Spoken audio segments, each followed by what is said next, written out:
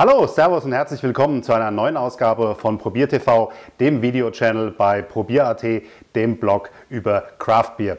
Ich bin Martin, Blogger bei Probier.at und ich habe euch im letzten Video versprochen, dass wir heute in 4 Minuten Bier brauen werden.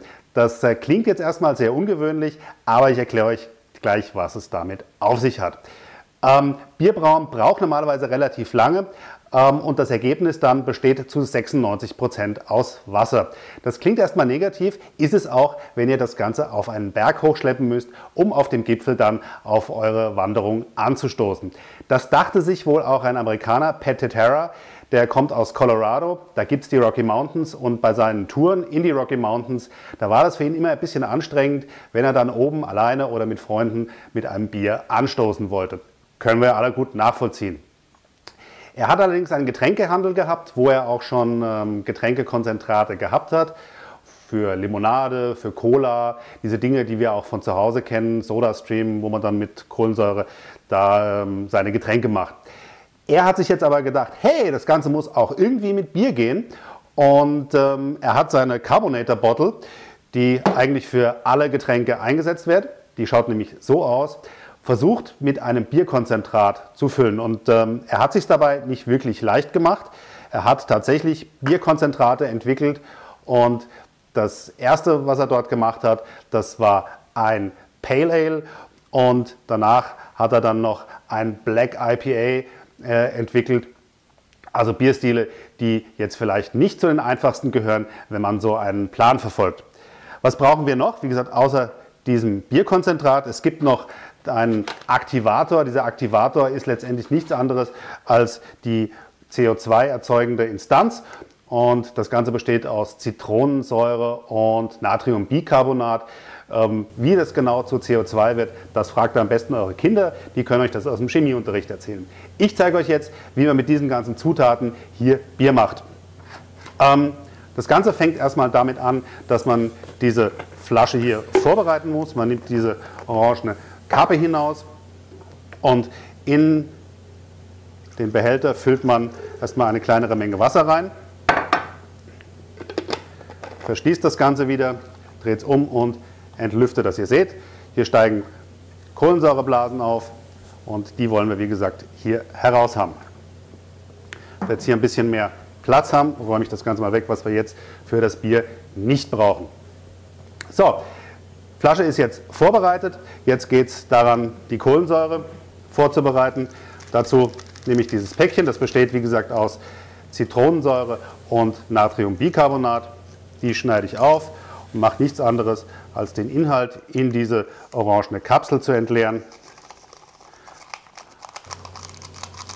Ein Pulver, was da entsteht, das soll man noch mal ein bisschen umrühren und gut miteinander vermischen. Die Chemiker unter euch wissen, warum das so sein muss. So, damit hätten wir die ganze Geschichte vorbereitet. Was ich natürlich jetzt nicht habe, ist das, was Pat wahrscheinlich bei sich in Colorado hat. Das ist ein Gebirgsfluss, den muss ich jetzt hier mit eisgekühltem Wasser simulieren.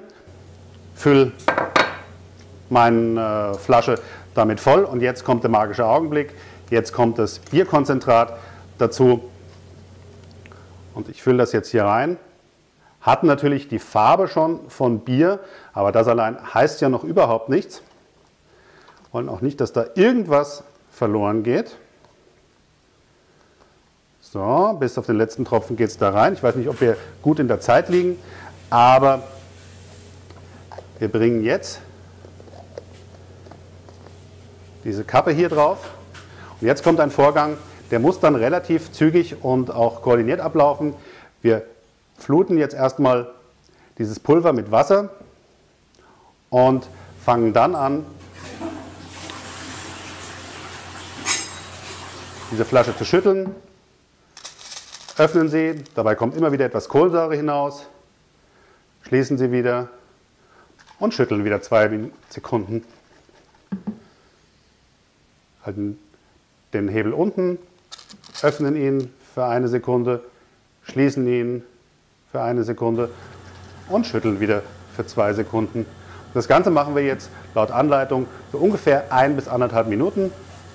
In der Zeit entsteht jetzt unser Bier. In Wahrheit wird wahrscheinlich nur die Kohlensäure in dem Konzentrat gelöst und es geht in die nächste Runde.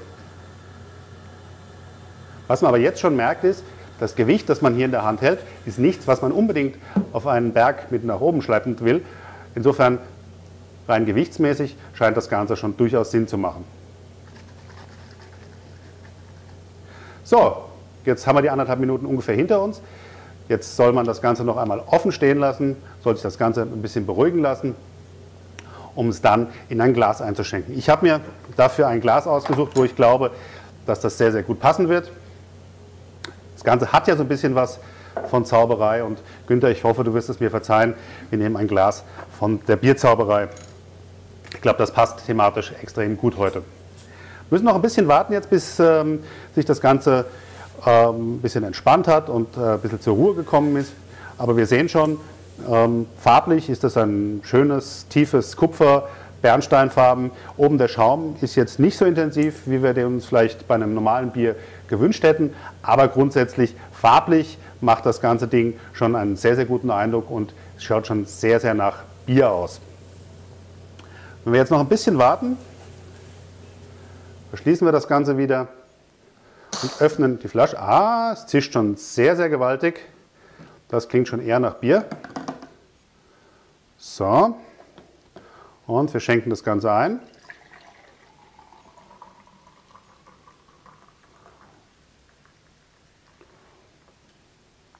Und ich muss sagen, da habe ich schon durchaus schlechtere Biere gesehen, aber auf die Optik kommt es ja nicht alleine an.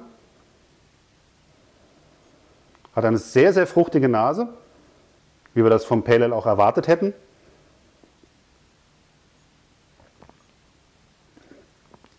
Kohlensäure ist jetzt vielleicht sehr weich, sehr cremig, wie wir das vielleicht jetzt nicht so sehr kennen. Das macht jetzt nicht so den übertrieben erfrischenden Eindruck. In Summe schmeckt es allerdings sehr deutlich nach Bier. Und ich glaube, bevor ich jetzt 4 Bierdosen auf den Gipfel hinauftrage, macht das Ding hier durchaus Sinn. Insofern wünsche ich euch Prost. Ich hoffe, wir haben das in den 4 Minuten hingekriegt. Schaltet auf jeden Fall das nächste Mal wieder ein bei ProbierTV. Liked unten mit dem Daumen nach oben dieses Video und abonniert den Kanal. Und ich freue mich darauf, wenn wir uns das nächste Mal wiedersehen. Ich bin auf der Gast und werde hoffentlich die ein oder andere Interviewpartner für euch finden, um Neues aus der Craft-Bier-Welt für euch zu berichten. In diesem Sinne, viel Spaß, bleibt sauber und Cheers!